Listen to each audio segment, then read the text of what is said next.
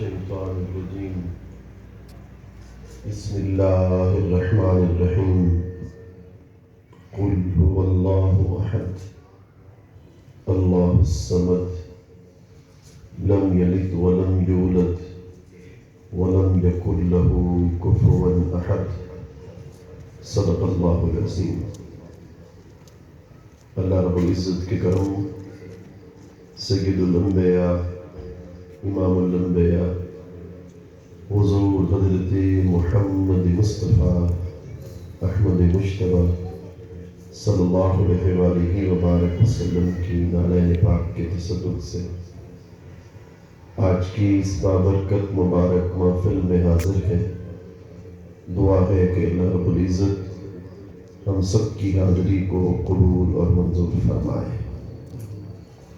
قرآن مجید کی سورہ اخلاص، جس کو سورہ توحید کا نام بھی دیا جاتا ہے، تلاوت کرنے کا شرف حاصل کیا، جس میں اللہ رب العزت نے خالصتاً عقیدہ توحید کا بیان کیا۔ ارشاد فرمایا، قل اے حبیب صلی اللہ علیہ وسلم فرما دیجئے، هو اللہ احد، اللہ ایک ہے، یکتا ہے۔ اللہ الصمد، وہ بے نیاز ہے۔ لم یلد ولم یولد، اس کا کوئی والد نہیں، ولد نہیں۔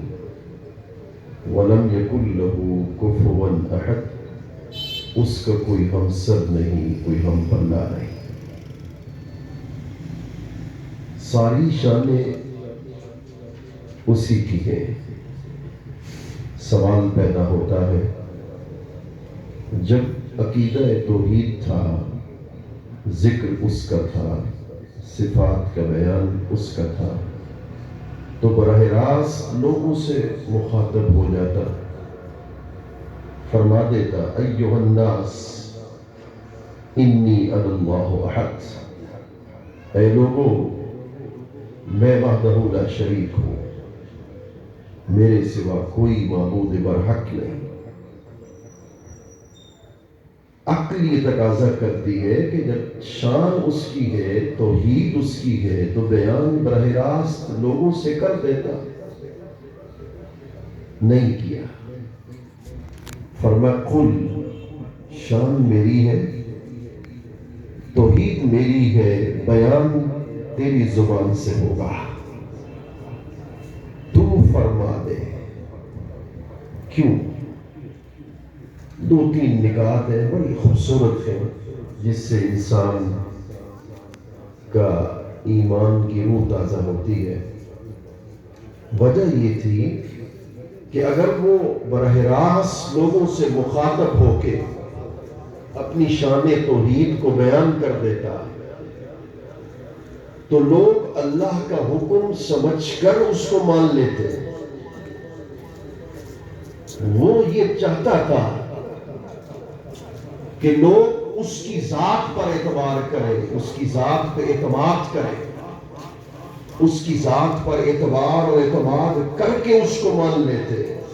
وہ یہ چاہتا تو ایسا ہو سکتا تھا، مگر اس نے ایسا نہیں کیا۔ قل فرما کر کہ محبوب شان توحید میری ہوگی، بیان تو کرے گا۔ جب محبوب تو بیان کرے گا تو لوگ تیری ذات پر اعتبار اور اعتماد کر کے مجھے مانیں گے۔ میں چاہتا بھی یہی ہوں کہ جو مجھے مانے اسی راستے پہ آئے جو مصطفیٰ تو نے دے رکھا ہے۔ جو تیرے دیے ہوئے راستے پر آ کر مجھے وحدہ لا شریک مانے گا، میں اسی کو ہی عقیدہ توحید بنا دوں گا۔ دوسرا اس میں نکتہ ہے، وہ جو اس سے بھی قابل غور ہے۔ قل میں ذکر رسالت ہے، حضور کا ذکر ہے۔ هو اللہ احد میں ذکر توحید ہے، اللہ کا ذکر ہے۔ قل میں شان رسالت ہے، هو اللہ احد میں شان توحید ہے، قل میں بیان رسالت ہے، اور هو اللہ احد میں بیان توحید ہے۔ بیان توحید هو اللہ احد سے شروع ہے، مگر اس بیان توحید سے پہلے قل کہہ کر محبوب کی رسالت کا ذکر کر کے اللہ یہ بتا دینا چاہتا ہے آپ کو اور مجھ کو کہ اگر عقیدہ توحید کو سمجھنا ہے تو پہلے شان رسالت کو سمجھنا پڑے گا۔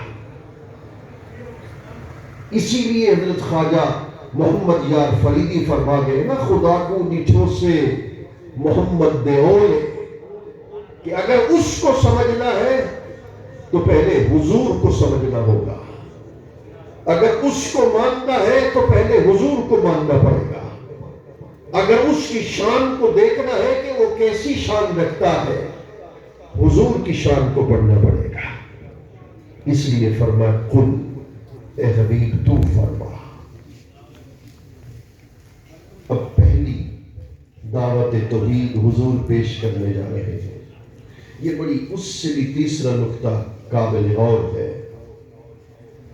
پہلی دعوت اسلام ہے، کفار روسا قریش کے جمع ہے، حضور پہاڑ پر کھڑے ہیں، سب کوئی حیرت زدہ ہے کہ کیا پیغام ملنے والا ہے۔ یہاں سے اعلان رسالت ہو رہا ہے، عقیدہ توحید کو حضور بیان کرنے والے ہیں۔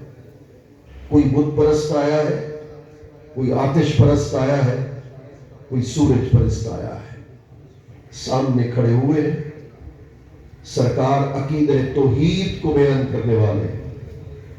فرمایا میں تم سے فرما دوں کہ اگر پہاڑ کی اس اوٹ سے جس کو میں دیکھ رہا ہوں تم نہیں دیکھ رہے، حدیث کا مفہوم ہے، اگر میں کہہ دوں کہ تم پہ آ کے لشکر حملہ کر دے گا مان لو گے؟ کہا مان لیں گے۔ کیوں مان لو گے؟ ہم نے بچپن سے 40 سال تک آپ کو سچا ہی پایا ہے، امینی پایا ہے، تو مان لیں گے۔ حضور بات یہ ہے کہ جب بات اس کی کرنی تھی کہ بتوں کی پوجا چھوڑو، وحدہ لا شریک وہ ہے، تو ڈائریکٹ براہ راست کہہ دیتے، بات پہلے اپنی کی کہ اگر میں کہہ دوں کہ لشکر حملہ کر دے گا مان لو گے؟ کہا مان لیں گے۔ پھر کہا کہ آج کے بعد بتوں کی عبادت چھوڑ دو، خدا وحدہ لا شریک ہے۔ یہ انداز تبلیغ دے کے دنیا کو بتا دیا اگر اللہ کی طرف بلانا ہے تو ان کے سامنے شان مصطفیٰ کو پیش کر دو۔ جو شان مصطفیٰ کو دیکھتا جائے گا وہ خدا کو بنتا جائے گا۔